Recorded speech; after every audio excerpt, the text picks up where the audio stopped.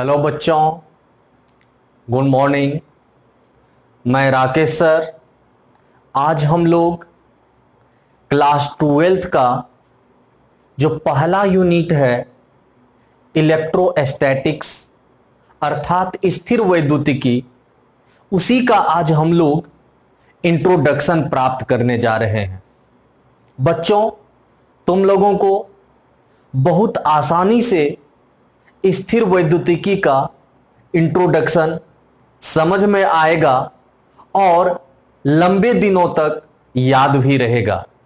आज जो इलेक्ट्रोस्टैटिक्स अर्थात स्थिर वैद्युतिकी का इंट्रोडक्शन तुम लोगों को बतलाने जा रहे हैं, बिल्कुल नया तरीका, नया ढंग और ऐसा तरीका जिसे तुम आसानी से समझ सकते हो और आसानी से याद भी तुम्हें रह सकता है, और वह भी लंबे समय के लिए। तो हम लोग आज जब तक स्थिर वैद्युतिकी का इंट्रोडक्शन प्राप्त करेंगे, एक दूसरे के साथ जुड़े रहेंगे और इसे ठीक से समझने का प्रयास करेंगे, ध्यान को एकाग्रित रखेंगे। बच्चों, स्थिर वैद्युतिकी का जो इंट्रोडक्शन प्राप्त करने जा रहे हैं, तो सबसे पहले एक बात बतलाओ तुम लोग, स्थिर वैद्युतिकी को तुम लोग इंग्लिश में क्या लिखते हो? तो बच्चों,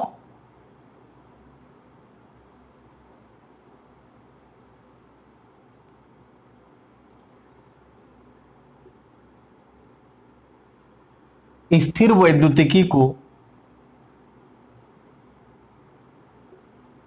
तुम लोग इंग्लिश में लिखते हो इलेक्ट्रोस्टैटिक्स। बच्चों, यह जो इलेक्ट्रोस्टैटिक शब्द है, वर्ड है, दो वर्ड से मिलकर बना हुआ है।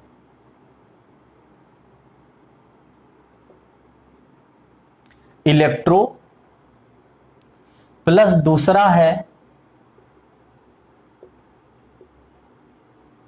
स्टैटिक्स। यह जो इलेक्ट्रो है, यह उपसर्ग है, प्रीफिक्स है, इसे कहते हो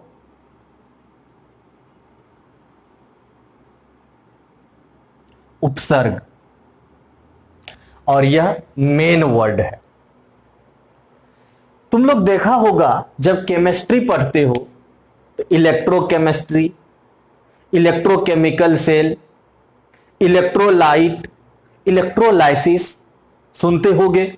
तो यहां जो इलेक्ट्रो है ना, वह इलेक्ट्रो उपसर्ग है। और तुम लोग व्याकरण में अच्छे से जानते हो कि उपसर्ग वह शब्द होता है या वह शब्द का अंश होता है जो किसी शब्द के पहले आकर के स्थान लेता है और उस शब्द के अर्थ को बदल देता है।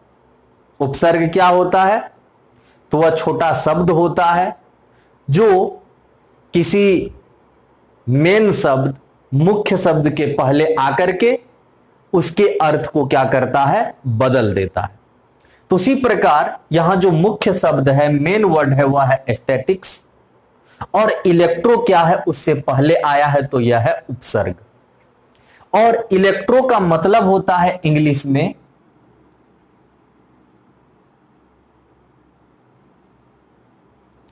चार्ज, और स्टैटिक्स एट रेस्ट। अब बच्चों, इलेक्ट्रोस्टैटिक्स दो शब्द से मिलकर बना है, इलेक्ट्रो प्लस स्टैटिक्स। इलेक्ट्रो उपसर्ग है जो स्टैटिक्स से पहले आया है, और इसका मतलब होता है इंग्लिश में चार्ज, और स्टैटिक्स मतलब हो गया एट रेस्ट। अब आगे आ जाओ। अब बच्चों, यह जो चार्ज लिखे हो, चार्ज को हिंदी में क्या कहते हो तुम लोग?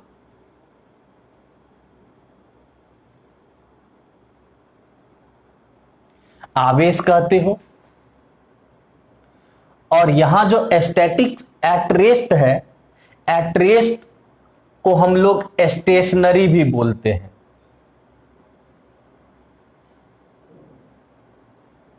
स्टेशनरी अर्थात स्थिर। ठीक, तो देखा तुम लोग कि इलेक्ट्रोस्टैटिक्स, दो वर्ड इलेक्ट्रो और स्टैटिक्स से बना है। इलेक्ट्रो एक उपसर्ग है जिसका मतलब होता है चार्ज, और स्टैटिक्स एट रेस्ट। अब एट रेस्ट को तुम लोग स्टेशनरी अर्थात स्थिर बोलते हो, और चार्ज का मतलब होता है आवेश। इस प्रकार स्थिर वैद्युतिकी को कैसे परिभाषित करें? तो देखो, स्थिर आवेश का अध्ययन स्थिर वैद्युतिकी कहलाता है। किसका अध्ययन? स्थिर आवेश का अध्ययन स्थिर वैद्युतिकी कहलाता है। किसका अध्ययन? स्थिर आवेशों का अध्ययन स्थिर वैद्युतिकी कहलाता है। तो हम लोग कैसे लिखेंगे इसका परिभाषा? परिभाषा लिखेंगे स्थिर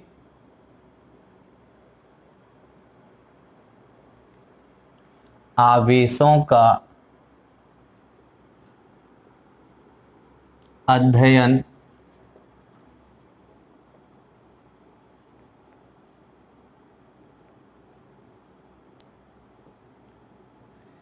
स्थिर वैद्युतिकी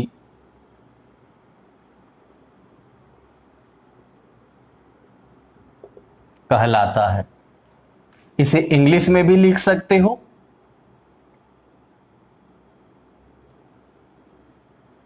the study of charges at rest is called electrostatics. स्थिर आवेशों का अध्ययन स्थिर वैद्युतिकी कहलाता है। अगर इसे इंग्लिश में याद रखना चाहो तुम लोग तो कहोगे the study of charges at rest is called electrostatics. तो यहां तक समझ गए बच्चों? अगर तुमसे कोई पूछेगा कि अच्छा बतलाइए इलेक्ट्रोस्टैटिक्स कितने वर्ड से बना है, किससे किससे? इलेक्ट्रो और स्टैटिक्स दो वर्ड से मिलकर बना है। ठीक, इलेक्ट्रो मतलब अब होता है चार्ज अर्थात आवेश, और दूसरा जो है स्टैटिक्स, उसका मतलब होता है एट रेस्ट, स्टेशनरी अर्थात स्थिर। इस प्रकार हम लोग सीधा सा मीनिंग निकाल सकते हैं कि स्थिर आवेशों का अध्ययन स्थिर वैद्युतिकी कहलाता है। समझ गए बात को? The study of charges at rest is called electrostatics. एक और परिभाषा तुम लोगों को लिखा देते हैं। सबसे पहले इसे तुम लोग नोट कर लो जल्दी से। नोट कर लिया? ठीक, आगे बढ़ चलते हैं हम लोग।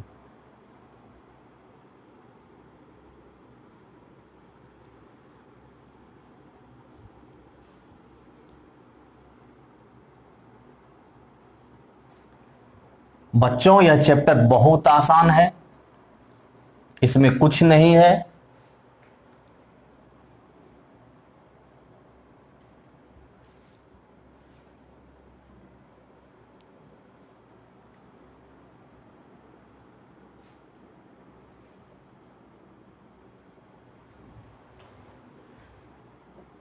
अब दूसरा भी परिभाषा एक ठो लिख लो तुम लोग।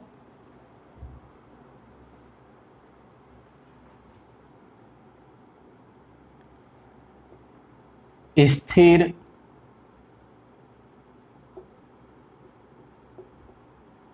आवेशों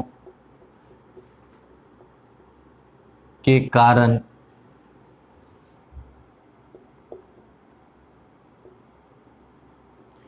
वैद्युत बल क्षेत्र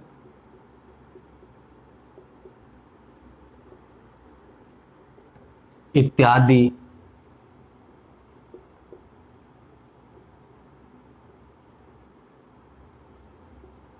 के अध्ययन को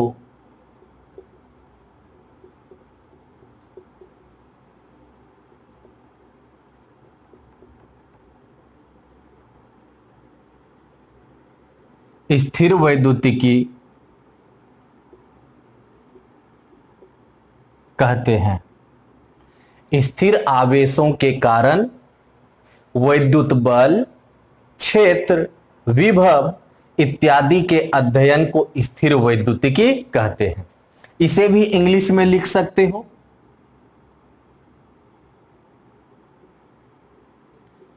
the study of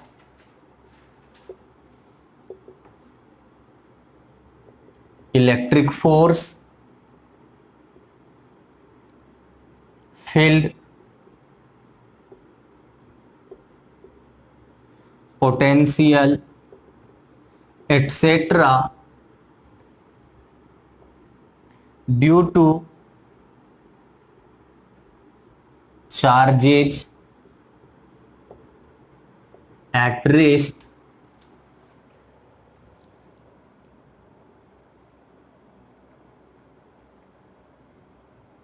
is called electrostatics। तो बच्चों, अगर वह परिभाषा याद नहीं रहे जो पहले लिखाए हैं तो तुम लोग इसे भी याद रख सकते हो। स्थिर आवेशों के कारण वैद्युत बल, क्षेत्र, विभव इत्यादि के अध्ययन को स्थिर वैद्युतिकी कहते हैं। The study of electric force, field, potential etcetera due two charges at rest is called electrostatics. अब तुम लोग इसे समझ गया होगा। अब हम लोग चलते हैं इससे आगे।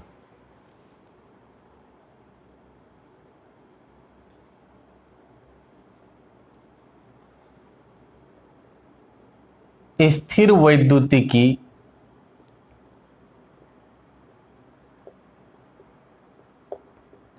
का अनुप्रयोग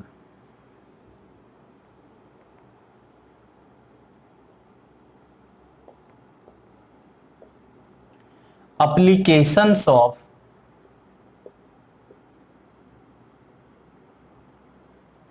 इलेक्ट्रोस्टैटिक्स।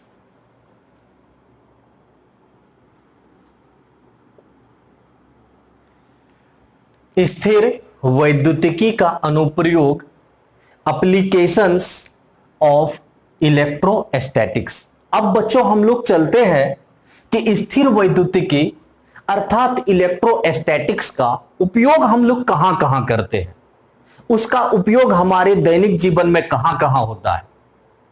चलो दिखलाते हैं। अगर तुम लोग ध्यान से सुनोगे और समझोगे तो तुम्हारे आसपास कई ऐसे घटनाएं मिल जाएंगे जो सीधे स्थिर वैद्युतिकी के अनुप्रयोग पर आधारित है। पहला, तुम लोग कभी न कभी किसी पेज का, किसी नोट का जीरोक्स कराने गए होगे। जीरोग्राफी, फोटोकॉपियर, फोटोस्टेट मशीन जिसे कहते हैं। बच्चों वह जो जीरोग्राफी होता है ना, फोटोकॉपी जो होता है ना, वह सीधा इलेक्ट्रोस्टैटिक्स का अनुप्रयोग है, स्थिर वैद्युतिकी का अनुप्रयोग है। दूसरा, इंकजेट मशीन का नाम सुना होगा तुम लोग। इंकजेट मशीन, यह जो इंकजेट मशीन है ना, यह भी स्थिर वैद्युतिकी का अनुप्रयोग पर ही आधारित है। लेजर प्रिंटर, हम लोग घर में भी उसका उपयोग करते हैं। लेजर प्रिंटर जो होता है वह भी स्थिर वैद्युतिकी के अनुप्रयोग पर ही आधारित है। कह सकते हो कि वह भी स्थिर वैद्युतिकी का अनुप्रयोग ही है। तुम लोग 11th क्लास में केमिस्ट्री में परमाणु के बारे में पढ़ा होगा। किसके बारे में? परमाणु के बारे में। परमाणु की संरचना की जो व्याख्या होती है वह भी स्थिर वैद्युतिकी के सिद्धांत पर आधारित होती है। उसके बाद उच्च वोल्टता वाले जो उपकरण जैसे वान डी ग्राफ जनरेटर है, यह भी बेस्ड होता है स्थिर वैद्युतिकी पर। इतना ही नहीं, तुम लोग कभी न कभी किसी गैरेज में, ऐसे गैरेज में गया होगा जहां पर वाहनों को पेंट के स्प्रे द्वारा पेंटिंग किया जाता है, स्प्रे मार के, देखा होगा तुम लोग। तो वहां जो स्प्रे द्वारा वाहन का पेंटिंग होता है ना, वह भी इलेक्ट्रोस्टैटिक्स पर ही आधारित होता है। और इतना ही नहीं, आजकल बिहार, उत्तर प्रदेश, बंगाल, उड़ीसा, इस सब में तुम लोग जानते हो बराबर आंधी तूफान आता है, जिसमें बराबर बिजली चमकती है, बादल गरजते हैं। तो यह बिजली का चमकना हो, बादल का गरजना हो, अगर इस सब की व्याख्या करनी हो तो यह भी व्याख्यान इसका जो होगा वह भी स्थिर वैद्युतिकी के अनुसार ही होगा। पंखा तो घर में जरूर लगा होगा तुम्हारा घर में, और पंखा में कंडेंसर लगा होता है जिसे संधारित्र कहते हैं हम लोग। यह भी इलेक्ट्रोस्टैटिक्स के सिद्धांत पर ही निर्मित होता है। तो इस प्रकार हम लोग देख रहे हैं कि हमारे एवरीडे के लाइफ में इलेक्ट्रोस्टैटिक्स का बहुत महत्व है। इतना तो छोड़ो, डॉक्टर साहब जब किसी का ऑपरेशन करते हैं ना, किसी पेशेंट का ऑपरेशन करते हैं, तो जब वो ऑपरेशन थिएटर में जाते हैं ऑपरेशन करने के लिए, तो देखते होगे रबर का ग्लव्स पहन लेते हैं। वह जो रबर का ग्लव्स पहनते हैं, यह भी स्थिर वैद्युतिकी का ही एक अनुप्रयोग है। ठीक, तो इस प्रकार देख रहे स्थिर वैद्युतिकी अर्थात इलेक्ट्रोस्टैटिक्स का बहुत उपयोग है हमारे लाइफ में। ठीक, जिसमें कुछ तो तुम लोगों को अभी बोले हैं, और ऐसे बहुत सारे और भी अनुप्रयोग हैं जिसका हम लोग अभी नाम नहीं ले सकते हैं कि नहीं तो बहुत ज्यादा हो जाएगा। तो आओ एक एक करके हम लोग स्थिर वैद्युतिकी के अनुप्रयोग को लिख लेते हैं, और यहां कुछ ही अनुप्रयोग को लिखेंगे, है तो वैसे बहुतों। तुम लोग खुद सोच के बोल सकते हो, समझ के बोल सकते हो कि आखिर वास्तव में स्थिर वैद्युतिकी का अनुप्रयोग हमारे दैनिक जीवन में कहां कहां होता है।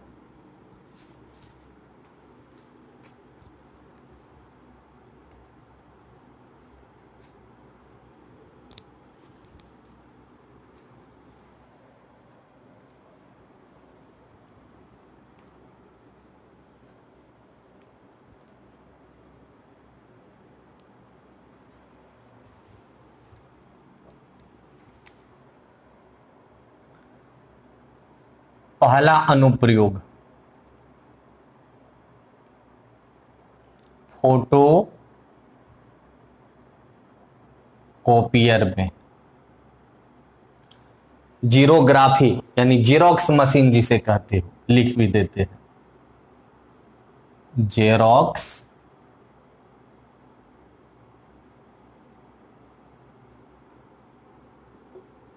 मशीन में। दूसरा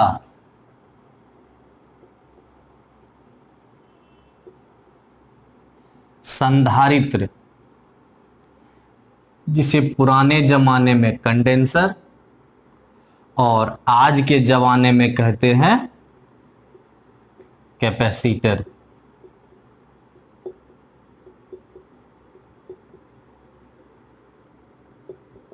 के निर्माण में। तीसरा, जल्दी जल्दी बोलो, परमाणु संरचना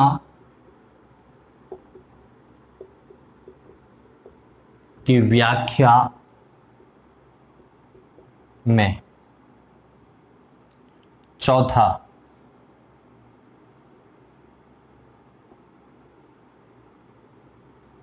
बिजली चमकने तथा बादल गरजने जैसी प्राकृतिक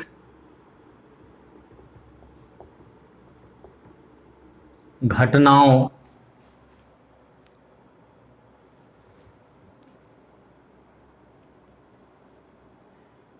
की व्याख्या में। अब नेक्स्ट चलो, जीरोग्राफी अर्थात फोटोकॉपियर में, अर्थात जीरोक्स मशीन में, संधारित्र के निर्माण में, परमाणु संरचना की व्याख्या में, बिजली चमकने तथा बादल गरजने जैसी प्राकृतिक घटनाओं की व्याख्या में, वान डी ग्राफ जनरेटर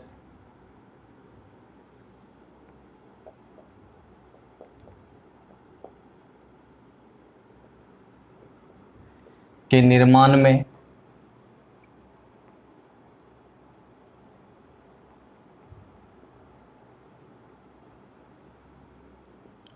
प्रदूषण को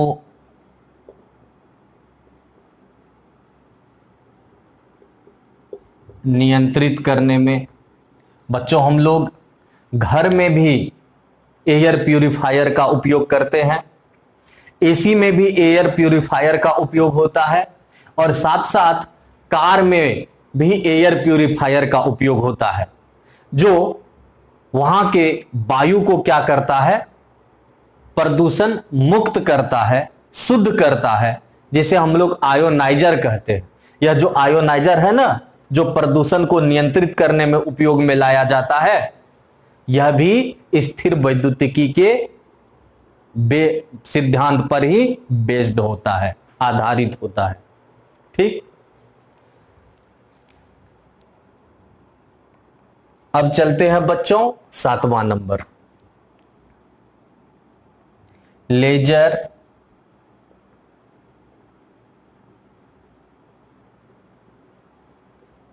प्रिंटर में।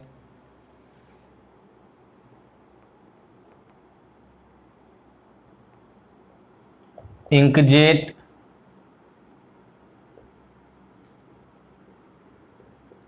मशीन में। इतना लिखो, इसके बाद बोर्ड को इरेज करना पड़ेगा, तब नेक्स्ट नंबर लिखते हैं हम लोग। तो यहां तक समझ गया कि फोटोकॉपियर, फोटोस्टेट मशीन जिसे कहते हो, उसमें भी स्थिर वैद्युतिकी के सिद्धांत का उपयोग होता है, संधारित्र के निर्माण में भी, परमाणु संरचना की व्याख्या में भी, बिजली चमकने तथा बादल गरजने जैसी प्राकृतिक घटनाओं की व्याख्या में भी, वान डी ग्राफ जनरेटर के निर्माण में भी। जो बच्चों, यह जो वान डी ग्राफ जनरेटर है या संधारित्र है, ठीक, इसे हम लोग इसी चैप्टर में आगे पढ़ने वाले हैं। लेजर प्रिंटर में प्रदूषण को नियंत्रित करने में, प्रदूषण को नियंत्रित करने वाला जो उपकरण होता है, जिसे एयर प्यूरिफायर कहते हो, विज्ञान के भाषा में उसे आयोनाइजर कहा जाता है। इंकजेट मशीन में, और आगे बतलाओ तो तुम लोग, बिल्कुल बतलाने का मूड नहीं है, चलो हम ही बतला देते हैं।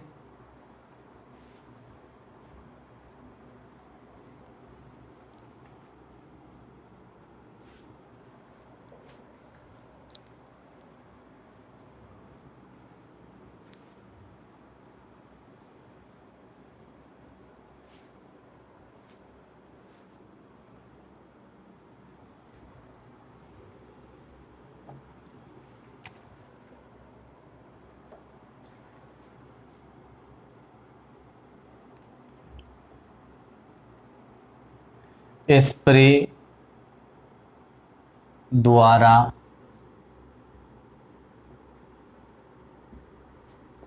वाहनों के